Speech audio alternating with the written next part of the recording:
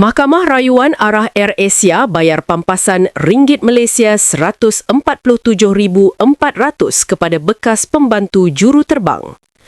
Panel 3 hakim diketuai Dato' Azmi Arifin sebulat suara membenarkan rayuan Hau Zeng Hong selepas Mahkamah Tinggi menolak semakan kehakimannya.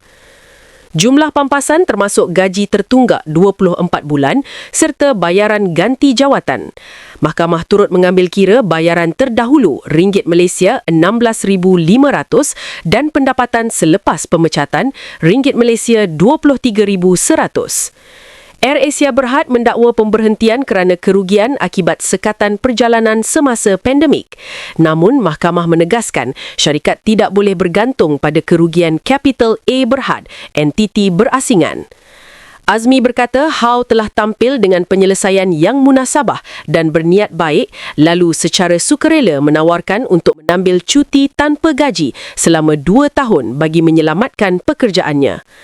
Beliau berkata ia satu cadangan daripada seorang pekerja setia selama hampir 11 tahun yang sanggup mengorbankan diri berhikmat tanpa sebarang bayaran bagi membantu syarikat mengharungi krisis ketika itu. Kebergantungan terhadap rekod cuti sakit Hau juga dianggap tidak adil dan bercanggah dengan prinsip last in first out atau yang terakhir masuk yang pertama keluar. Keputusan ini menjadi penanda aras penting dalam melindungi hak pekerja ketika krisis.